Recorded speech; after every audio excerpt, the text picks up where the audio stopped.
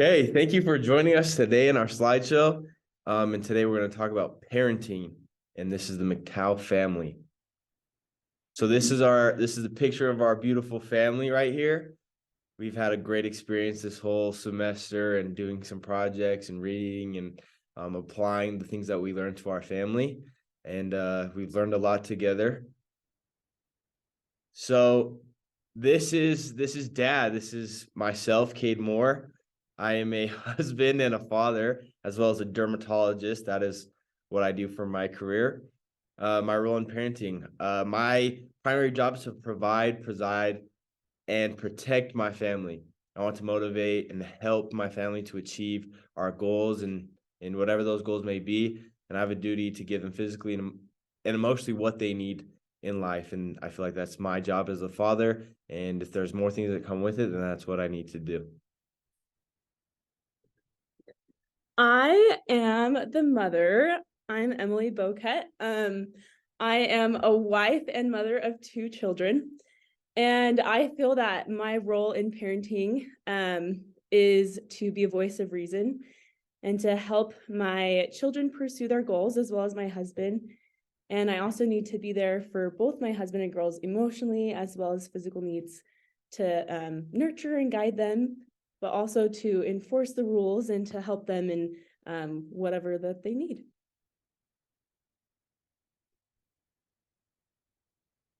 I'm Leah Montez. I'm the youngest daughter of the family. I am 8 years old and I am just taught from the adults in the household. I'm also a school student, a younger sister, and I am currently in primary. So my role in parenting is to be teachable to my parents and help them understand the best approach to parenting my specific needs. I'm Lindy Packard. I'm the oldest. I'm 13 years old. I love animals, music, drawing, and sports. My role is to be a good example to my younger sister and to help out around the house. My name is Elise Paulson. I am the aunt of the family. I am the sibling to Emily, who is the mom. I live with my sister, Emily, and her husband and her two kids, my sweet little nieces. I provide some comedic relief to the family as well as an additional adult figure to Lindy and Leah. So my role in parenting here as an aunt, although I'm not the direct parent, but I am there to uphold the standard of parenting set by mom and dad, and also to be a support to both the parents and the children.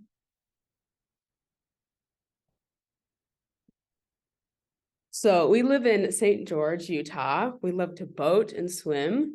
We spend our weekends going to soccer games, and we are active members of the Church of Jesus Christ of Latter-day Saints. Now we will be going through some articles of what we read and how we applied them. So my article was a bullying parent, which fits since I am a dad and I'm a parent myself.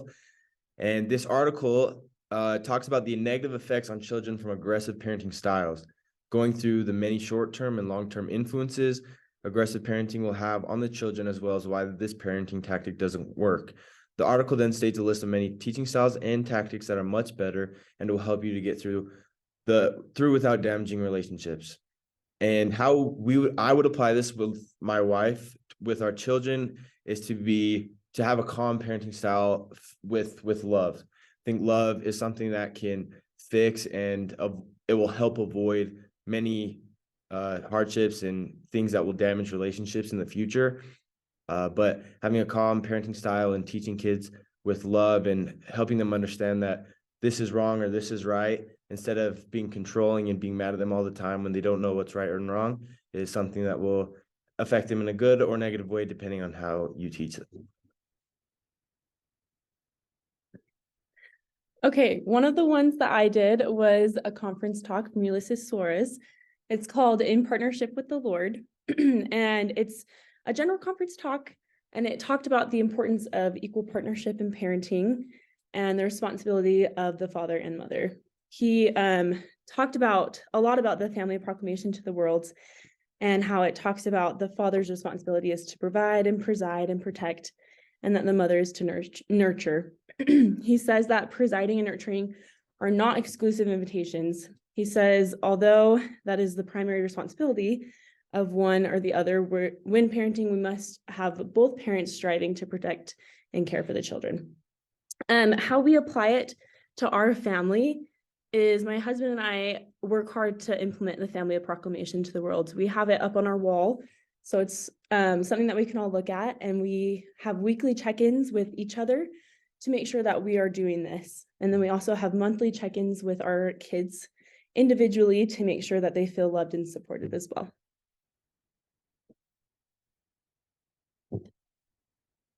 Okay, another article that we found is called "Do You Have an Authoritative Parenting Style?" So in this article, it talks about the characteristics of authoritative parenting, which is being fair and consistent with discipline, allowing children to express their opinions, expressing warmth, and fostering independence in your children. And authoritative parenting has proven to be the best out of all the parenting styles because it helps develop good social skills, good emotional regulation, and it helps children have more confidence in their ability to new and learn things. So how we apply the authoritative parenting style in our family is we strive to include all members of the family in making rules, including the children, and allowing them to express themselves and their opinions. And warmth is obviously very important in parenting, and it's important to each member of our family.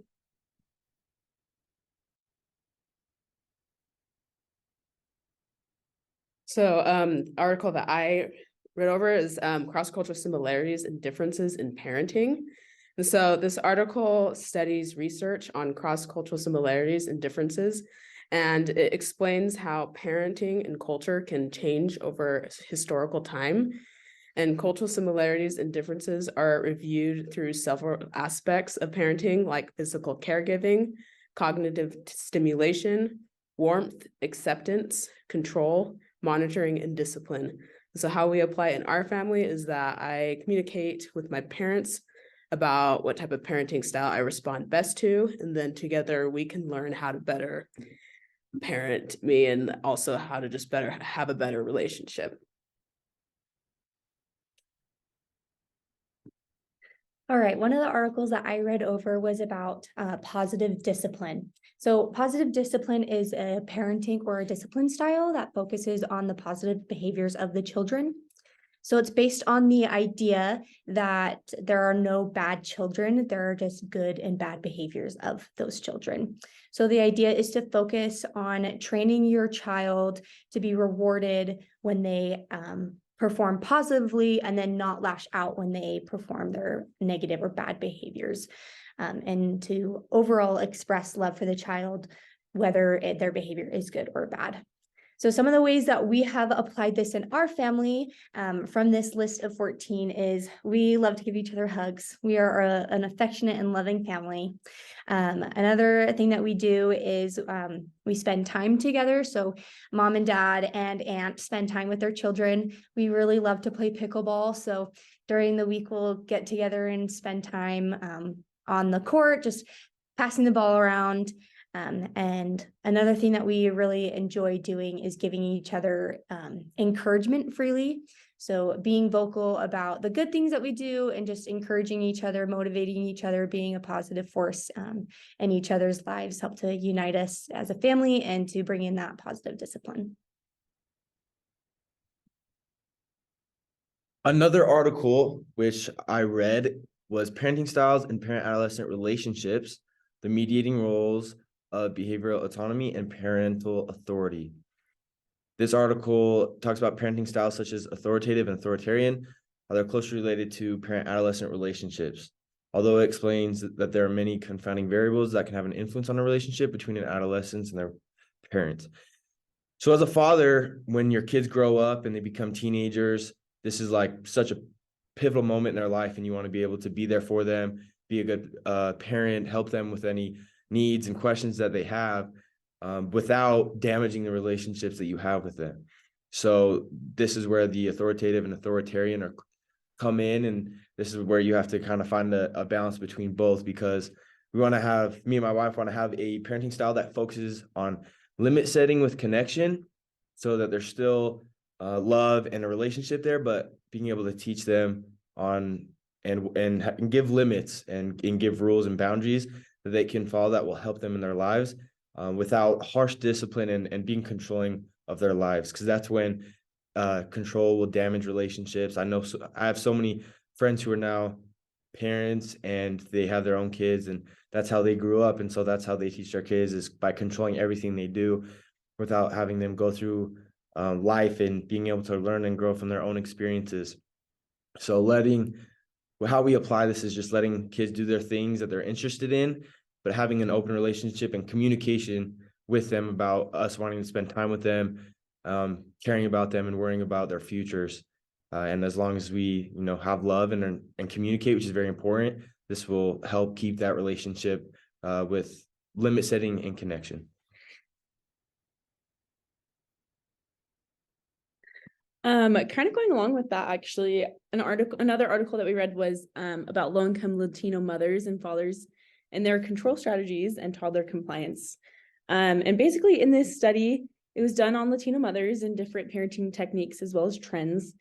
And what was discovered was that the mothers that used praise and indirect commands had more success with compliance from their toddlers than those who didn't.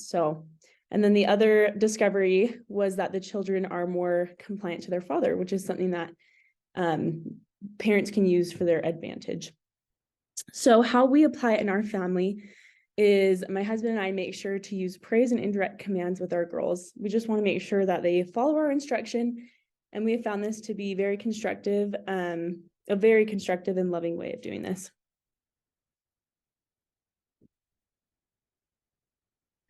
Another article that we found talks about the effects of spanking and how it really is an ineffective way of discipline.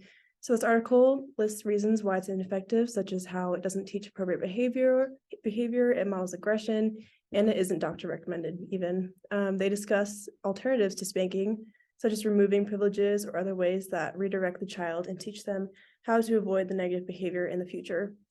So how we apply this in our family is we do not spank, or at least I'm not spanked as the child in the family from my parents. And instead we use other forms of effective discipline, such as removing privileges and redirecting the children.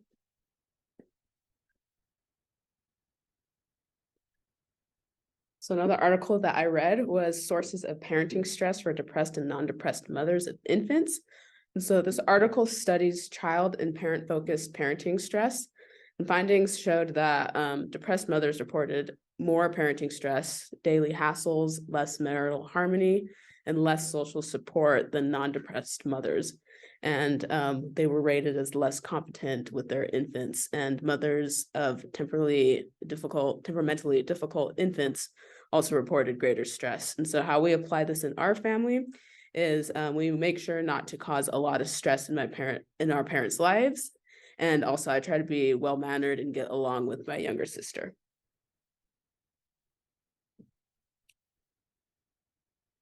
So now here are some of the videos that we watched about parenting and how we apply them to our family. So starting off, the first one is just about how your parenting will affect child development. So this one kind of talked mainly about how parents shouldn't blame themselves or put themselves down because of the actions that their children have chose and like the outcome of their children's lives, essentially. So it talked a lot about how each child is different and parenting should be changed for child to child, and it's okay if it's not. And that ultimately your children are not the same one to another, and that they're going to be their own individual person no matter what. Something that we took away from this and that we apply to our families is that we make sure that the children in the family are seen as individuals. And the parents, they try to make sure that each daughter is seen as an individual and not clumped together as sisters or compared one to another, that they feel loved and appreciated. And no matter what their life outcome, we are happy for them and we wish the best for them. The other video or TED Talk that we watched is called How to Raise Successful Kids Without Overparenting. So this was a very important concept that was taught by Julie. She explains how parents should really be less concerned with grades and achievements that gets kids into really just big colleges, and they should be more concerned with creating a childhood that provides a foundation for success so that kids can go on the path that they really are passionate about. Parents should really give their kids the message that they can't achieve anything without their help because they're so over involved. So parents should give their own children that individuality so that they know that they're able to achieve things without their parents hovering over them all the time. And it's also important for parents to nourish their children to who they're supposed to become instead of making them become something that the parents want them to become. And so how we apply this in our family is that we let our children have individuality and encourage the kids to do their best on schoolwork and not to have so much pressure in being a perfect student or getting into a certain college. And so that is the end of our presentation. We have loved learning about parenting and working together as a family, and we hope you enjoyed this presentation. Woohoo!